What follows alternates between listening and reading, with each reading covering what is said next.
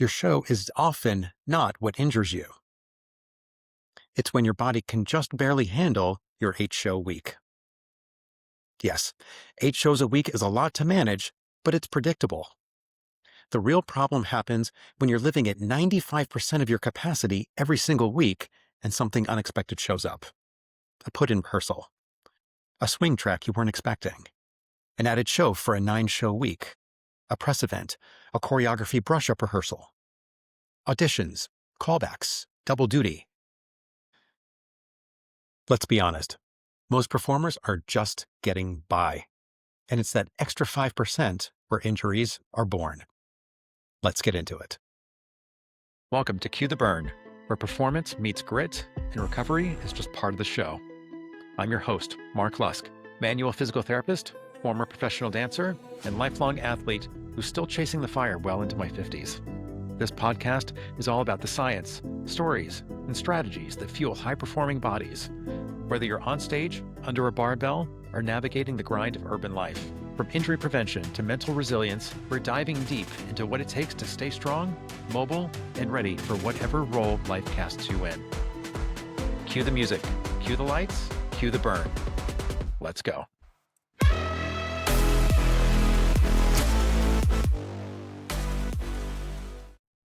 Welcome back to Cue the Burn. I've been wanting to do this episode for quite some time now, and here it is. Today we're talking about something I care deeply about and have personally lived in my own dance career: physical capacity and durability. My mentor, Jenny Green, who ran the incredible PT clinic for Broadway performers, Physio Arts, coined the phrase "stronger than your show," and I've adopted that ethos ever since. Big shout out to Jen. So, for myself as a manual orthopedic physical therapist working with performers in New York City for 17 years now, and as someone who had a 10-plus year dance career that included coming back from a serious knee surgery, I've lived both sides of this conversation. I used to think being in class and rehearsals was enough. I thought my performance was conditioning. I'm getting 2 hours of exercise with every show. It's not enough. Performance is expression. Conditioning is preparation. Being stronger than your show has been a driving force for me, both in my life and in my clinical practice. It's our goal at MVMT to return performers to their show better than when they started PT, almost over-prepared.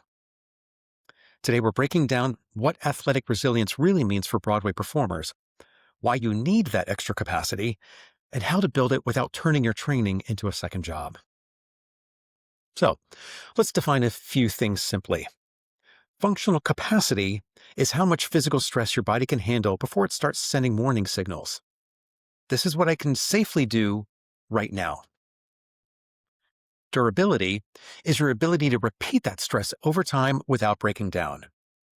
I can safely do this 8 times a week for as long as I want to. Athletic resilience is your buffer.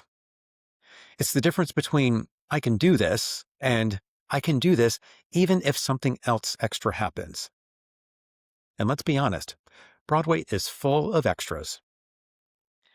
All those stairs to the dressing rooms, raked stages, heavy costumes, quick changes, scene changes, understudy and put-in rehearsals, late-night subway stairs to get home, auditions on your day off, double duty with workshops and readings. Your body doesn't separate that into neat little buckets. It just counts load. Here's the analogy I use performers. Your show is your rent. If you only make exactly enough to pay rent, any surprise becomes a crisis. But if you have savings, you stay calm. That savings account is athletic resilience. After my knee surgery, I realized my goal had just been to get back to performing, not to exceed it. But I quickly realized that it wasn't enough to just match my previous capacity. I started training to be stronger than the demands of the show. That changed everything. Instead of feeling like every week was survival mode, I felt stable, grounded, durable. I trusted that my body could take on whatever was thrown at it. Now, here's where many performers unintentionally miss the mark. They overvalue flexibility and undervalue strength. They assume dance class equals conditioning. They only strength train when they're injured. They normalize fatigue. They never adjust gym intensity during high rehearsal weeks. And most importantly, they forget or don't know the 5 pillars of athletic resilience. Let's translate those directly to Broadway. The first pillar is mobility. Mobility is not just about extreme splits. It's about having the range of motion your choreography requires without compensating through your lumbar spine or your knees.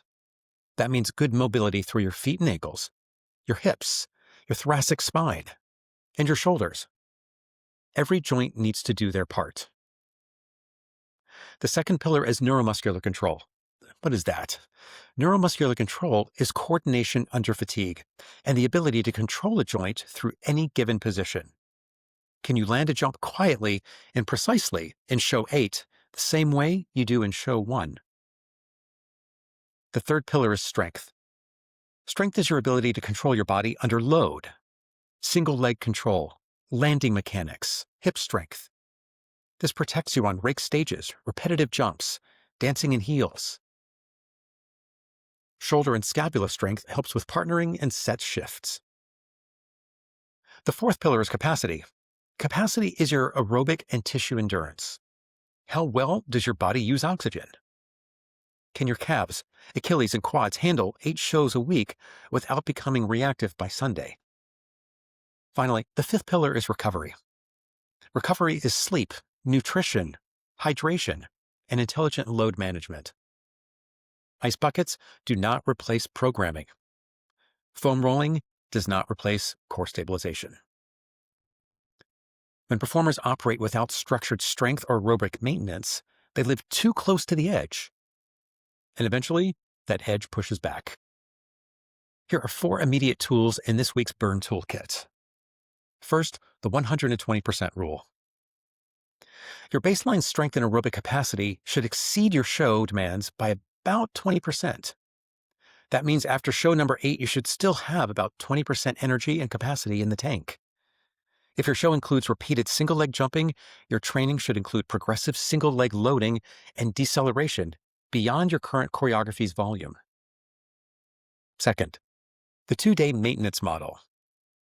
During a run, perform 2 short strength sessions per week and 1 low-intensity aerobic session of about 20 to 30 minutes. This maintains tissue capacity without draining you. But here's a tip. If you're starting at 0, start with adding a single strength session for 2 to 3 weeks and no more than 15 minutes of aerobic training. After you've acclimated to that, then you can start to add another day a week or a little bit more aerobic capacity. Third, weekly capacity check. At the end of the week, ask yourself, am I losing jump height? Am I waking up stiff in the same spot every morning? Am I needing to warm up more than normal? Those are early signs that your capacity is getting maxed out. Adjust your intensity, not the frequency.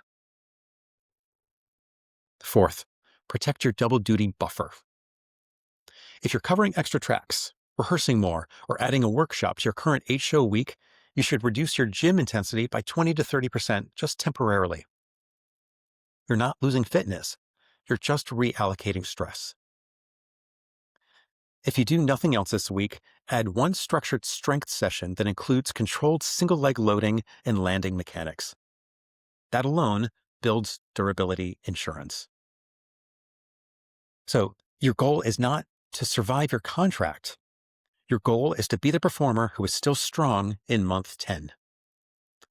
Broadway is predictable stress. Injury happens when predictable stress meets insufficient preparation.